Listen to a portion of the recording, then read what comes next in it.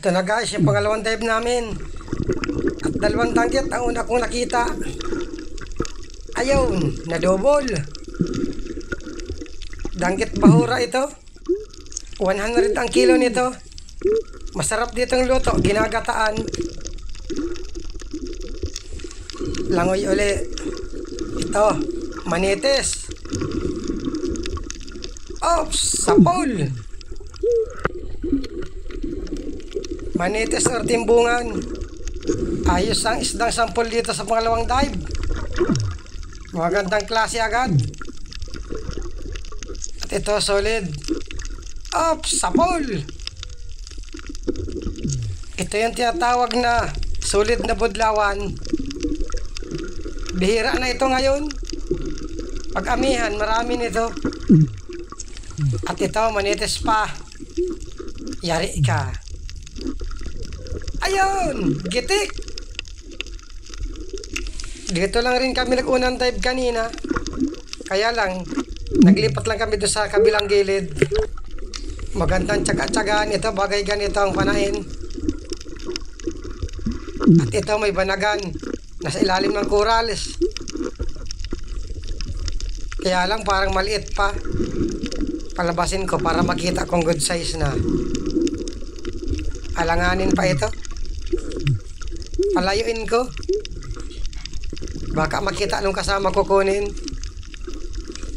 Tumago ka. Sige, alis. Sumuot ka sa parteng malalim.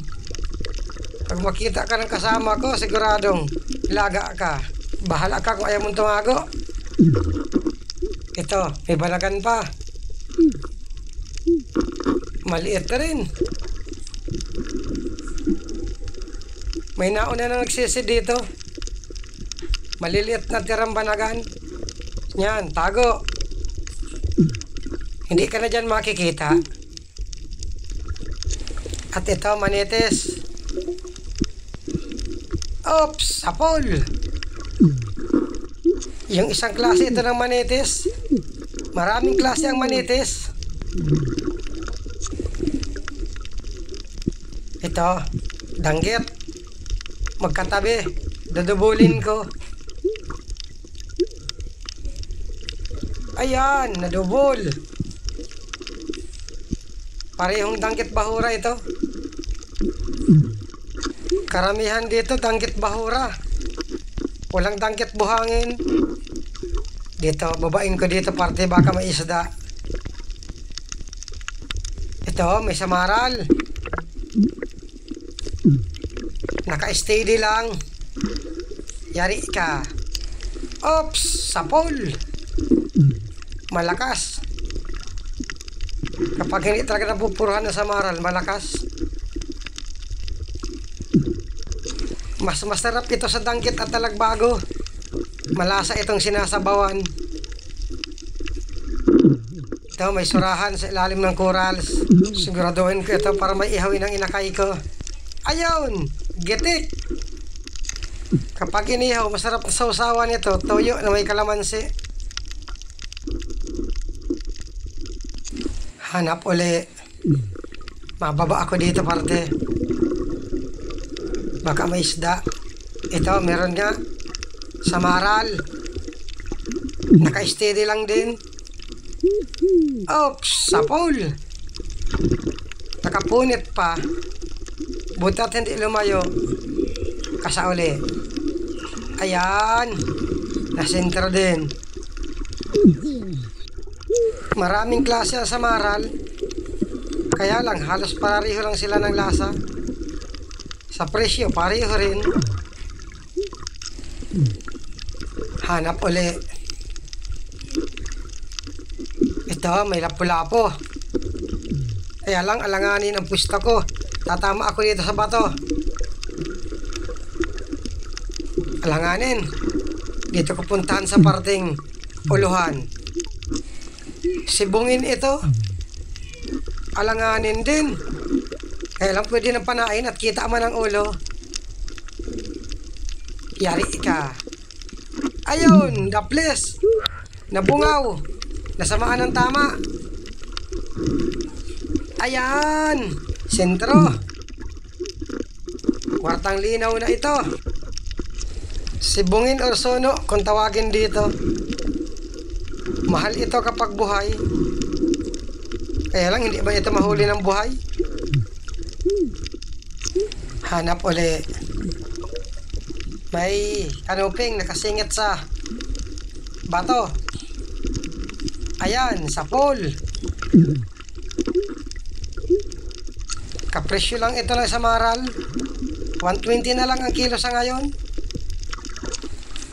At ito may danggit. Danggit bahura uli ito. Ayan, sa pole. May isa pa sa parting unahan, naglalangoy. Pasalubong sa akin. Yari ka. Ayan, sa pole din. Parehong danggit bahura din ito. Hanap uli. Hoy, malaking mamsa, pasalubong sa akin. Ayun, sa pole. Wow, laki. Mapakuha at kusang sumalubong sa akin. Tinawag ko ang kasama ko. Sa kanya ko ipapana para mamatay agad. Malaki ito. Ito ang masarap na sabawan. Tagal yung kasama ko. Hindi siya makapalag at sa mata ang tama. Kung hindi ito namata, malakas ito. Tagal yung kasama ko. Tagal panain. Panain mo na at baka panain pa ng iba. Sentrohin mo.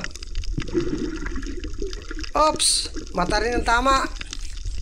Baliwala, hindi rin namdam. Ayan. Gitik. Mabuti pang iulam ko ito bukas. Buhay pa. Bihira ang maamo nito. Pag ganun sumalubong, mapakuha. Mabuti at sa mata tinamaan. Hindi naka-puwersang masyado. Sinisigurado ko kung buhay pa. Patay na ito. Hindi na makagalaw. Pwede nang tanggalin sa pana. At ayun, may lumalangoy na kanuping. Papunta sa baba. Buti at huminto. Ayan, sa pole. Bihira lang ang kanuping dito. Sa mata rin ang tama, hindi makagalaw. Itong kuweba. Tingnan ko sa loob, baka maisda. Meron samaral. Pasukin ko. Malaking samaral ito. Yari ka. Aray, daplis. Ay, hamal na yan. Kasauli. Ito, pasalubong. Ayun, sa pole. Butat hindi nagbilis ng langoy palabas. Kwartang linaw na ito. Halos pili ang isda dito. Ito, pasukin ko ulit itong kuweba. Baka may isda sa loob. Andun, may isda sa pinakailalim. Ano raw kaabot ng pana? Abot man sana. Tapasan. Ayun, sa pole. Butat na abot. Ito, may surahan pa. Kasauli. Yari ka dyan. Bali dalawa. Natagdagan ng ihawin ng inakay ko. Maraming isda rin dito sa pangalawang dive. Halos sunod-sunod rin ang nakikita ako. Ito, may tapasan pa nasa ilalim ng bato. Yari ka. Ayun, gitik. Tapasan, dongis or bagis kung tawagin. Dito naman tayo sa kuweba. Pasukin ko ulit ito. At meron ako nakitang solid at ayun, may butiki pa. Ito muna solid. Ayan, sa pole. Kasauli at may tapasan pa. Ayan. Ayan, sa pool din. Yung butiki, nasaan na? Ay, hamal na butiki na ito. Sigurado nang dilin siya na kami nito ng pandurudugtong. Malabas na ako ng kuweba.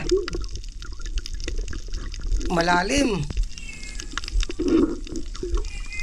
Oops, may pusa. Ay, hamal. May butiki na, may pusa pa. Ito, solid. Ayun, sa pool. Pulang solid naman ang nawala. Budlawan naman ang napakita. Dalawa lang kami ni Kasyukoy na nagsisid. Tapos dalawang bantay sa bangka. Ito, may banagan. Parang good size na ito. Palabasin ko para sigurado mo. Pakita kung good size na. Sige, labas. Pwede, parang good size na. Dadamputin ni Kasyukoy. Oops, huli. Ganda ng pagkadampot. Ganda ng corals nito. Maraming isda sa ilalim. At nag-akyat na rin ako sa bangka. Sa bata. Wow.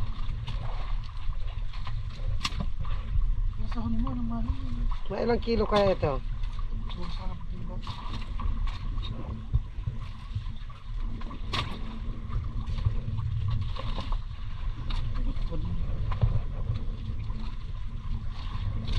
Meron giling si boss. Ito paborito rin yun ako.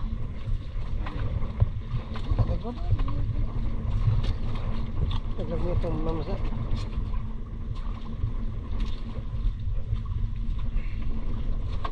Siguro nagdadaraw ito sa pinatukan.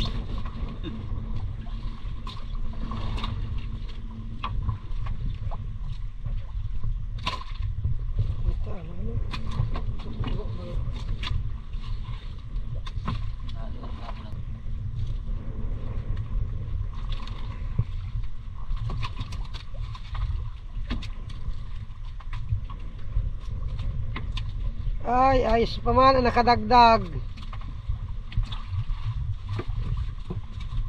Sabay uwi.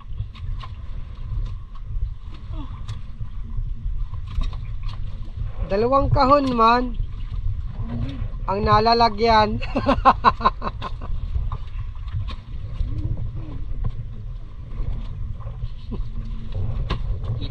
Ito ang isda na kung tawagin sa amin ay pugot na may ulo.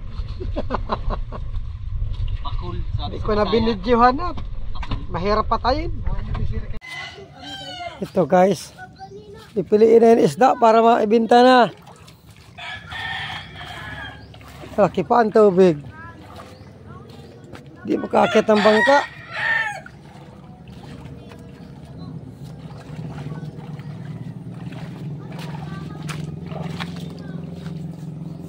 Basa.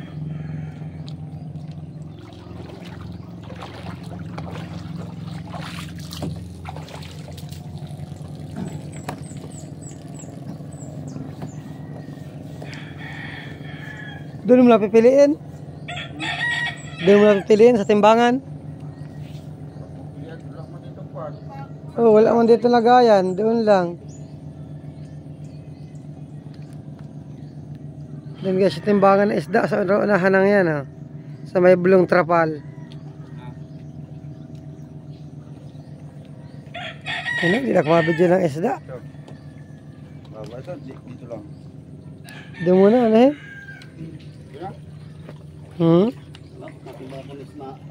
Ha? Ito guys, yung kita sa dalawang dive gabi. Ayos mo na, taka 3,966 pa. Ang puhunan namin 735. Malayo yung pinuntahan namin kaya maraming krodo. 5 kami, bali 646 bawat isa. Ayun, salamat ulit kay Lord at yung panibago na naman pandurudugtong.